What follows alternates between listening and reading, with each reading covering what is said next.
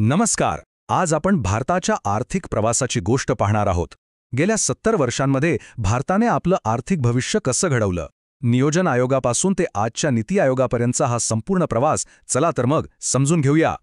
जरा विचार करून बघा, एक देश जो नुकताच स्वतंत्र झालाय तो आपलं भविष्य कसं ठरवणार? 20व्या शतकाच्या मध्यात भारतासमोर बरोबर हाच मोठा आणि अगदी मूलभूत प्रश्न उभा होता.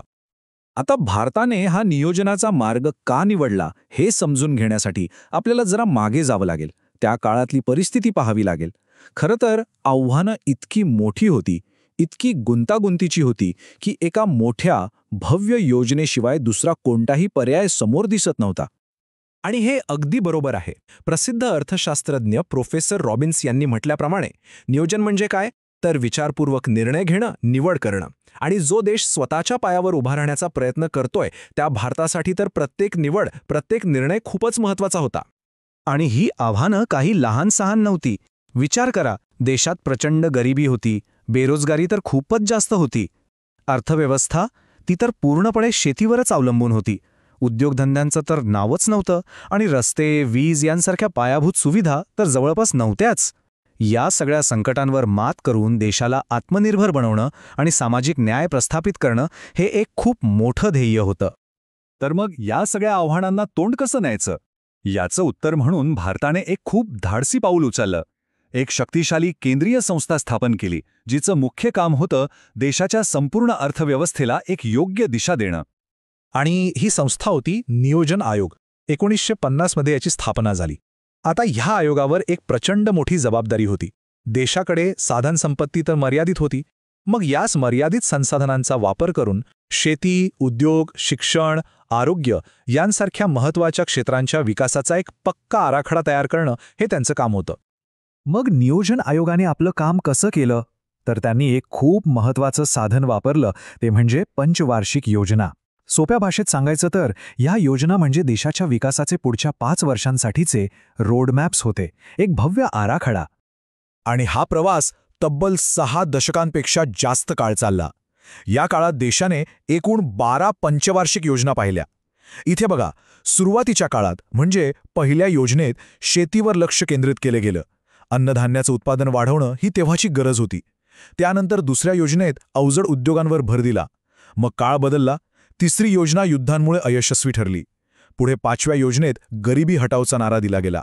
आणि मग 90च्या दशकात 8व्या योजनेपासून आर्थिक उदारीकरणाचं एक नवीन पर्व सुरू झालं. म्हणजे प्रत्येक योजनेने देशाच्या विकासाला एक नवी दिशा दिली. पण काही दशकांनंतर या मॉडेलच्या मर्यादा हळूहळू स्पष्ट होऊ लागल्या. यावर टीका होऊ लागली. सगळ्यात मोठा आक्षेप होता तो म्हणजे अधिकारांचं केंद्रीकरण. म्हणजे दिल्लीत बसून संपूर्ण देशासाठी योजना बनवल्या जात होत्या, ज्यात राज्यांचा सहभाग खूपच कमी होता. योजना कागदावर तर उत्तम दिसायच्या, पण जमिनीवर त्यांची अंमलबजावणी नीट व्हायची नाही. आणि याचाच परिणाम म्हणजे देशातला प्रादेशिक असमतोल काही कमी झाला नाही. आणि या सगळ्या मर्यादांमुळे एक गोष्ट अगदी स्पष्ट झाली होती की आता भारताला आर्थिक नियोजनासाठी एका नव्या, ताज्या दृष्टिकोनाची गरज आहे. जुनी पद्धत आता चालणार नव्हती. आणि याच गरजेतून एका मोठ्या बदलाची पायाभरणी झाली. तो मोठा बदल होता नीती आयोग. 1 जानेवारी 2015ला नियोजन आयोगाची जागा नीती आयोगाने घेतली. आता हे लक्षात घ्या, ही संस्था केवळ योजना बनवणारी नव्हती, तर सरकारला धोरणात्मक सल्ला देणारी एक थिंक टँक होती. म्हणजे विचारांची, कल्पनांची एक प्रयोगशाळा, जी आजच्या बदलत्या जागतिक अर्थव्यवस्थेसाठी तयार करण्यात आली होती. नीती आयोगाचा दृष्टिकोन नियोजन आयोगापेक्षा पूर्णपणे वेगळा होता.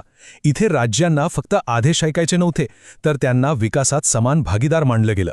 याच संकल्पनेला सहकारी संघराज्य असं म्हणतात. शिवाय केवळ 5 वर्षांचा विचार न करता देशासाठी एक दीर्घकालीन विजन तयार करण्यावर भर दिला गेला. आणि हो, नवनवीन कल्पना, नवीन तंत्रज्ञान यांना प्रोत्साहन देणं हे सुद्धा याचे एक मुख्य उद्दिष्ट होतं. मग या दोन्ही संस्थांमध्ये नेमका फरक काय आहे? नियोजन आयोग आणि नीती आयोग. चला तर मग यांची थेट तुलना करून बघूया, म्हणजे चित्र आणखी स्पष्ट होईल. इथे सगळ्यात मोठा आणि मूलभूत फरक आहे तो त्यांच्या दृष्टिकोनात. नियोजन आयोग हा टॉप डाऊन होता, म्हणजे वरून आदेश खाली यायचे. आणि महत्त्वाचं म्हणजे तो निधीचं वाटपही करायचा. या उलट नीती आयोग बॉटम अप दृष्टिकोन ठेवतो, म्हणजे राज्यांकडून खालून सूचना आणि विचार घेतले जातात.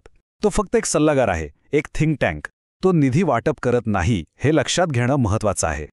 तर नियोजन आयोगाकडून नीती आयोगापर्यंतचा हा प्रवास म्हणजे फक्त एका संस्थेचं नाव बदललं नाहीये, तर हे आपल्या शासन प्रणालीमधलं एक खूप मोठं स्थित्यंतर आहे. पण हा बदल भारताला खऱ्या अर्थाने सर्वांसाठी शाश्वत आणि सर्वसमावेशक विकासाच्या दिशेने घेऊन जाईल का, हा एक महत्त्वाचा प्रश्न आहे, ज्याचं उत्तर आपल्याला येणारा काळच देईल.